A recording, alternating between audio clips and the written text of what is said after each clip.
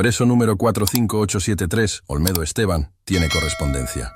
Gritó el guardia lanzándome un sobre amarillento a través de los barrotes. Después de 25 años, sigo siendo solo un número en este infierno de concreto. Reconocí la letra al instante. Era de Joaquín, mi hijo. El mismo que me había enviado a este lugar. El mismo que había testificado contra mí, diciendo que yo había robado los materiales y el dinero de la constructora Montemayor, donde ambos trabajábamos. La misma persona por la que yo había sacrificado todo, incluso mis propias comidas para que él pudiera estudiar. Y ahora, después de 5 años sin escribirme, decidí aparecer en mi vida nuevamente. Antes de continuar con mi historia, por favor haz clic en el botón de me gusta, suscríbete al canal y comenta desde dónde estás viendo. Después de 25 años preso, tu apoyo significa mucho para mí. Mis manos temblorosas abrieron el sobre mientras me sentaba en el borde de la cama metálica que ha sido mi compañera durante un cuarto de siglo. El colchón delgado ya tiene la forma de mi cuerpo, como un recordatorio constante de que este lugar se ha convertido en mi hogar a la fuerza. Papá, comenzaba la carta. Hay algo que debes saber. Tadeo, tu nieto, quiere conocerte. Tiene 15 años y muchas preguntas. Le he dicho que estás en prisión por un error, por un robo menor. No conoce la verdad completa. Mi corazón dio un vuelco. ¿Un nieto? Nunca supe que Joaquín había tenido un hijo. 25 años es mucho tiempo para estar ausente de la vida de alguien. 25 años es toda una vida robada por la traición de mi propio hijo. El chico insiste. He pensado que podrías escribirle, siempre y cuando mantengas la versión que le he contado. Sería mejor para todos. Arrugué la carta con furia. Incluso ahora, Joaquín seguía controlando la narrativa. Seguía mintiéndole al mundo sobre quién era realmente el ladrón. Él, que se había apropiado de los 3 millones de pesos destinados a materiales de construcción. Él, que había falsificado mi firma en los documentos. Él, que había plantado evidencia en nuestra pequeña casa, la que construí con mis propias manos ladrillo a ladrillo durante 20 años de trabajo honrado. Olmedo, ¿todo bien?, preguntó Ramírez, el guardia más antiguo, uno de los pocos que me trataba como a un ser humano y no como a escoria. Mi hijo me escribió. Respondí con la voz quebrada. Tengo un nieto. Vaya, eso es una buena noticia, dijo Ramírez acercándose a los barrotes. A sus 58 años, llevaba casi tanto tiempo trabajando aquí como yo estando preso. ¿Y por qué pareces tan molesto? Miré fijamente a Ramírez. En todos estos años, nunca le había contado la verdad completa a nadie en la prisión. Todos asumían que era culpable, como el resto. ¿Qué caso tenía defender mi inocencia? Los primeros años lo intenté. Grité mi verdad a quien quisiera escucharla, pero solo conseguí palizas y tiempo en aislamiento. Porque ese niño cree una mentira, respondí finalmente. Cree que su padre es un hombre honrado y que su abuelo es un ladrón, cuando la verdad es exactamente lo contrario.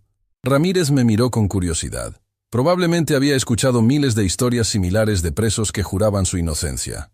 Mi hijo Joaquín robó 3 millones de pesos de la constructora donde trabajábamos. Continué, sintiendo que era hora de que alguien más conociera mi historia. Falsificó documentos, plantó evidencia en nuestra casa y me inculpó.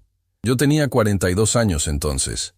Ahora tengo 67 y sigo aquí, mientras él ha disfrutado mi dinero, mi casa, y ha criado a un hijo que ni siquiera sabe que existo. ¿Y nunca pudiste probarlo?, preguntó Ramírez, ahora claramente interesado. ¿Cómo iba a hacerlo? Era su palabra contra la mía, y él tenía educación, contactos, sabía hablar bien. Yo solo era un albañil con primaria incompleta. Además, las pruebas parecían claras. El dinero apareció bajo el piso de mi habitación. Mi firma estaba en los documentos, y Joaquín lloró frente al juez, diciendo que se sentía traicionado por su propio padre. El silencio nos envolvió. A lo lejos se escuchaban los gritos habituales de la prisión, pero en nuestro pasillo, por un momento, solo existíamos Ramírez, yo, y la verdad que había guardado durante tanto tiempo. Mi esposa Margarita murió hace 20 años creyendo que era un ladrón, agregué con amargura. Nunca quiso visitarme. Se fue a la tumba pensando que había tirado por la borda 30 años de matrimonio por codicia. Ramírez se rascó la barbilla pensativo. Sabes, Olmedo, mi cuñado es abogado. No de los caros, pero conoce su oficio. Quizás podrías hablar con él. Solté una risa amarga. Después de 25 años, los plazos para apelación vencieron hace décadas. Además, ¿qué pruebas nuevas podría presentar ahora?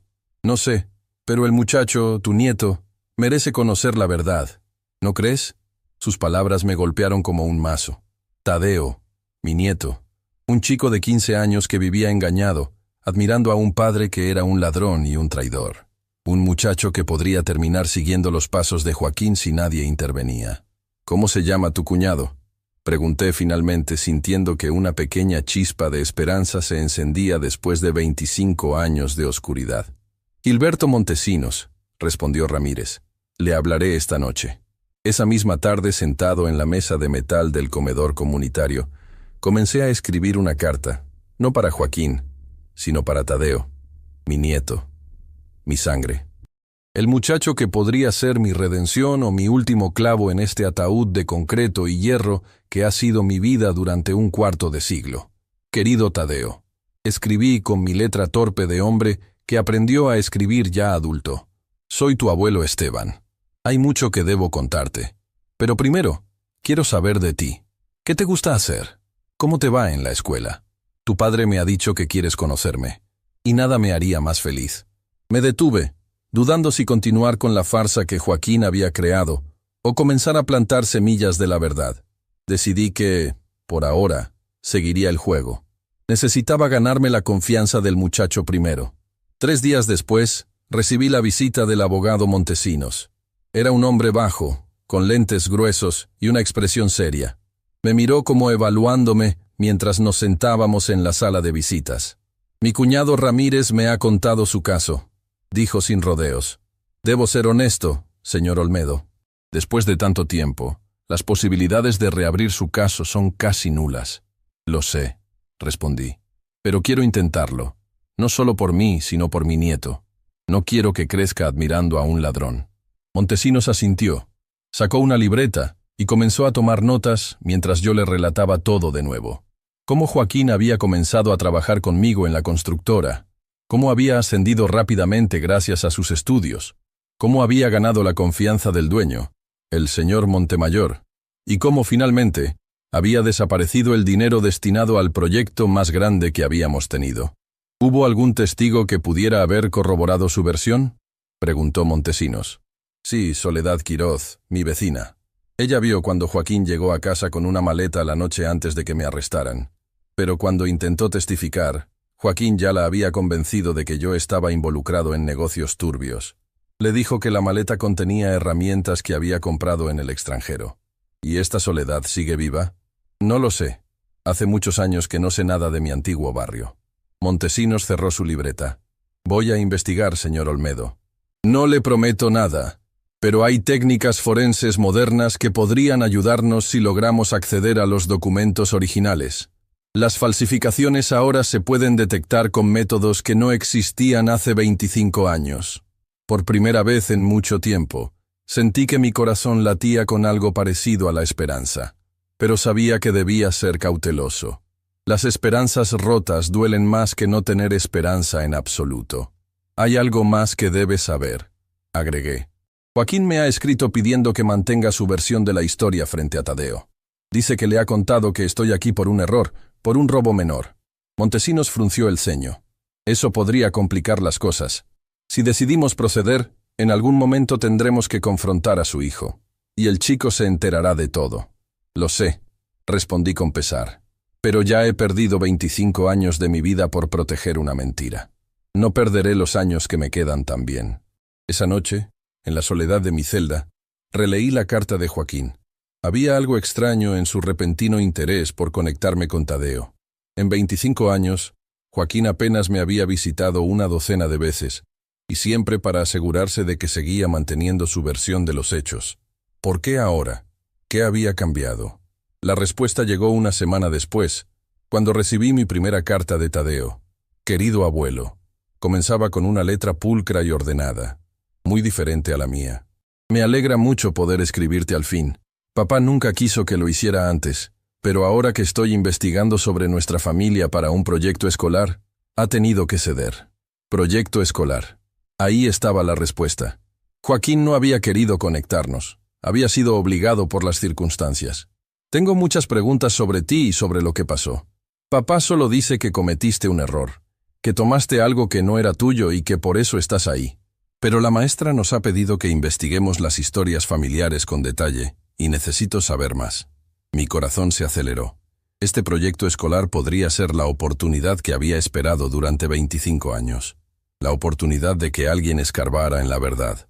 También he estado hablando con la señora Quiroz, continuaba la carta. ¿La recuerdas? Vive a 3 casas de la nuestra. Me ha contado historias sobre ti, sobre cómo construiste nuestra casa ladrillo por ladrillo. Dice que eras el hombre más trabajador del barrio. Soledad Quiroz. Seguía viva, y al parecer, ya no creía la versión de Joaquín. La pieza más importante del rompecabezas estaba de vuelta en juego. Me gustaría visitarte, abuelo. Quiero conocerte en persona. Papá dice que no es posible por ahora, pero yo tengo el presentimiento de que me está ocultando algo importante. ¿Tú qué opinas? Terminé de leer la carta con lágrimas en los ojos. Tadeo no era un niño cualquiera. Era perspicaz, curioso, y sobre todo, parecía tener un sentido innato de la justicia. Mi nieto, mi sangre. Esa noche, en lugar de responder la carta de Tadeo, escribí una para Soledad Quiroz. Si ella estaba hablando con mi nieto, quizás ahora estaría dispuesta a escuchar mi versión de los hechos, a recordar lo que realmente vio aquella noche hace 25 años. Quizás, finalmente, la verdad tenía una oportunidad. «Apaga la luz, Olmedo», ordenó el guardia de turno. «Ya es hora de dormir». Obedecí, guardando mi carta inconclusa bajo el colchón. Mañana la terminaría y la enviaría con la ayuda de Ramírez. Por primera vez en 25 años, me acosté con un plan, con un propósito claro. Joaquín me había robado mi libertad, mi dinero, mi reputación y mi familia. Pero no le permitiría robarme a mi nieto también. No cuando finalmente tenía una oportunidad de limpiar mi nombre y recuperar aunque sea un fragmento de la vida que me fue arrebatada. Mientras miraba el techo de mi celda en la oscuridad, una frase resonaba en mi mente. 25 años es mucho tiempo, pero no demasiado para que la verdad salga a la luz. No demasiado para que la justicia, por fin, llegue a mi vida. 2 semanas pasaron antes de recibir respuesta de Soledad Quiroz. Durante ese tiempo, mi mente se debatía entre la esperanza y el miedo. ¿Y si Joaquín descubría que estaba intentando contactarla? ¿Y si ella seguía creyendo en su versión? El sobre llegó un martes por la mañana. Ramírez me lo entregó con una sonrisa cómplice. «Parece que tienes una admiradora, Olmedo», bromeó mientras me pasaba la carta a través de los barrotes. Mis manos temblorosas apenas podían sostener el papel. La letra pulcra y ordenada, típica de una maestra jubilada como Soledad, me devolvió instantáneamente a otra época, cuando éramos vecinos, cuando era un hombre libre. «Estimado Esteban», comenzaba la carta, «tu carta me ha dejado sin palabras. Durante años, creí la versión de Joaquín, pero siempre hubo algo que no me cuadraba en su historia. Ahora que he conocido a tu nieto Tadeo, las dudas han regresado con más fuerza». Mi corazón dio un vuelco. Soledad tenía dudas. Era más de lo que había esperado. «El chico es extraordinario, Esteban. Tiene tu mirada, esa manera tuya de observar todo con atención, de no perderse ningún detalle, y hace preguntas, muchas preguntas, preguntas que Joaquín evita responder». Sonreí al imaginar a mi nieto, con mis ojos, con mi curiosidad. «Tadeo vino a verme hace un mes, preguntando sobre ti para su proyecto escolar. Me di cuenta de que Joaquín le había contado una versión muy diluida de lo sucedido. Le dijo que habías robado materiales de construcción, no 3 millones de pesos. Le hizo creer que estabas cumpliendo una condena desproporcionada por un delito menor». Apreté los puños. Típico de Joaquín, siempre manipulando la verdad para que se ajustara a sus necesidades. Pero lo que realmente me hizo dudar fue lo que ocurrió después. Tadeo me preguntó sobre la noche anterior a tu arresto. Quería saber si yo recordaba algo inusual. Y entonces recordé la maleta. Esteban. Esa maleta grande que Joaquín llevaba cuando llegó a tu casa esa noche. Recordé cómo la protegía, cómo no la soltaba ni por un momento. Mi respiración se aceleró. Esa maleta, la que probablemente contenía el dinero robado, antes de que Joaquín lo escondiera bajo el piso de mi habitación para inculparme. Le conté a Tadeo sobre la maleta, sin insinuar nada, solo como un detalle que recordaba. La expresión de su rostro cambió. Me dijo que su padre le había contado que tú habías llegado esa noche con una bolsa misteriosa, que habías actuado de forma sospechosa. ¿Te das cuenta, Esteban? Joaquín invirtió la historia. Te puso a ti en su lugar. Cerré los ojos tratando de controlar la ira que me invadía. 25 años. 25 años en esta celda por culpa de esas mentiras. Hay algo más que debes saber, continuaba la carta de Soledad. La casa que construiste con tanto esfuerzo ya no existe. Joaquín la vendió hace años. Según Tadeo, su padre dilapidó todo el dinero en malas inversiones y apuestas. Ahora viven en un pequeño departamento rentado en las afueras de la ciudad. Sentí un nudo en la garganta. Mi casa, la que construí ladrillo a ladrillo durante 20 años, la que representaba cada gota de sudor, cada sacrificio, vendida por el hijo que me traicionó. Esteban, quiero ayudarte. Creo que después de tanto tiempo, merezco saber la verdad completa. Si estás dispuesto a contármela, tal vez podamos encontrar una forma de limpiar tu nombre. Por Tadeo. Ese muchacho merece saber quién es realmente su abuelo. Terminé de leer la carta con lágrimas en los ojos.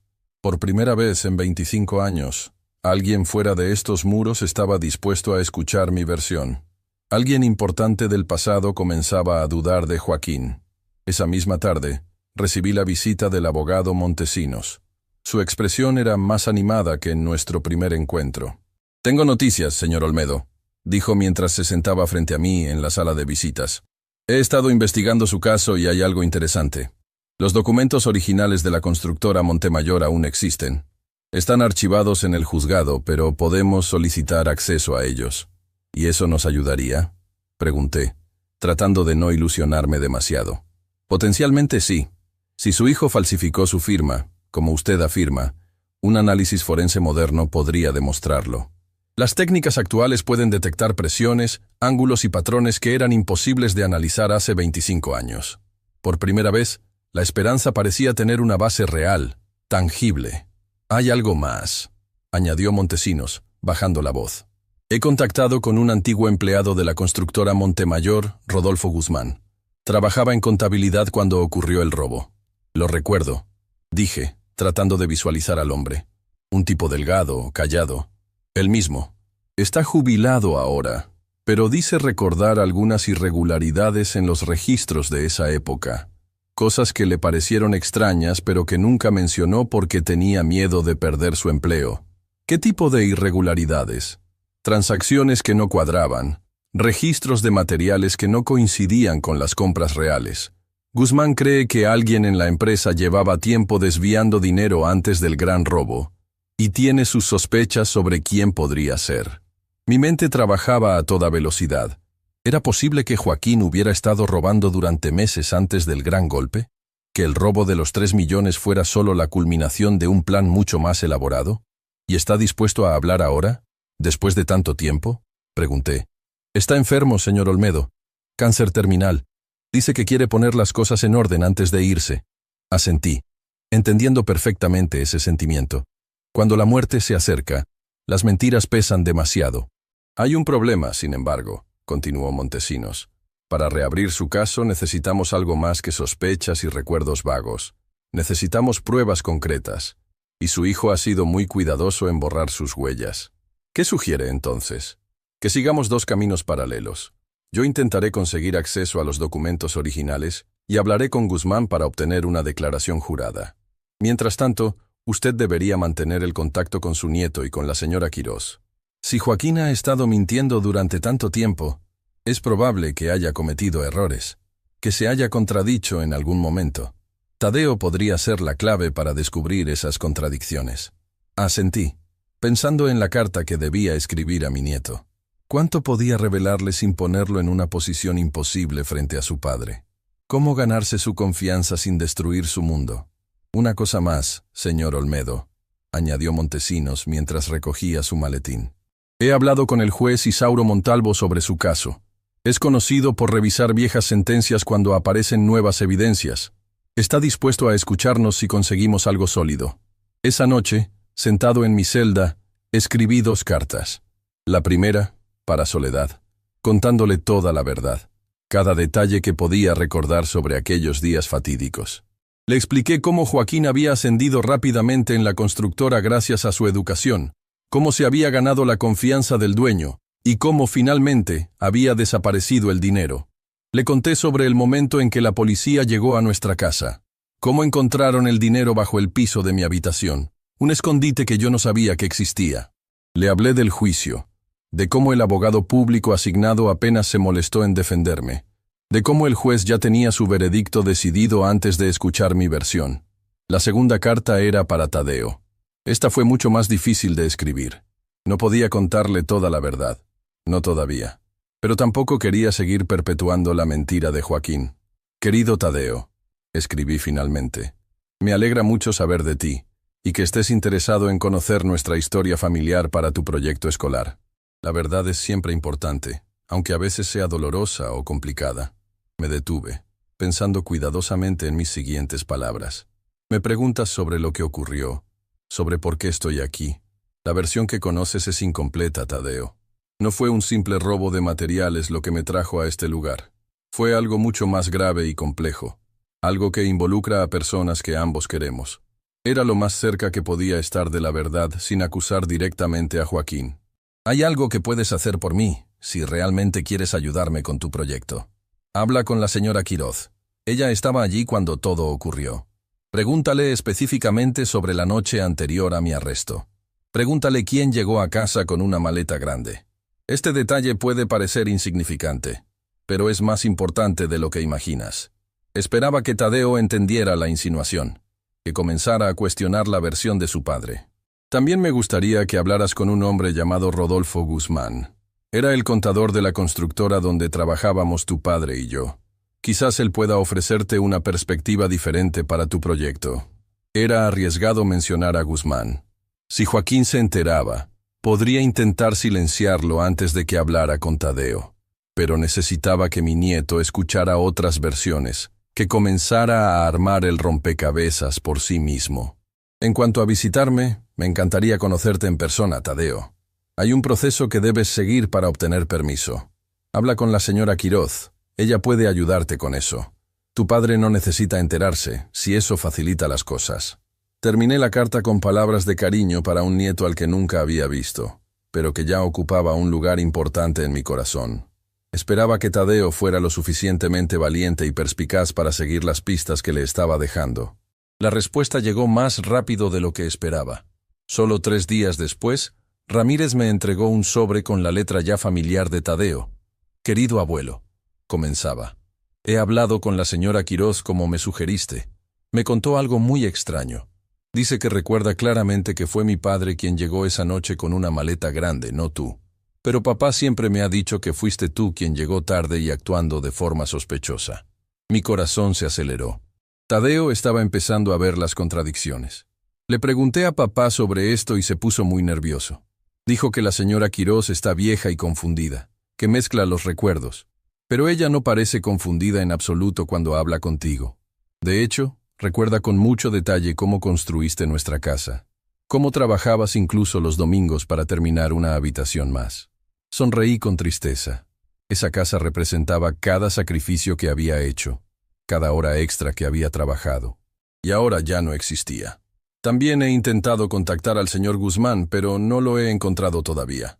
Papá dice que murió hace años, pero la señora Quiroz cree que podría seguir vivo. Tal vez en Querétaro, donde tiene familia. Fruncí el ceño. Era evidente que Joaquín estaba tratando de evitar que Tadeo hablara con Guzmán. Eso solo confirmaba que el contador sabía algo importante.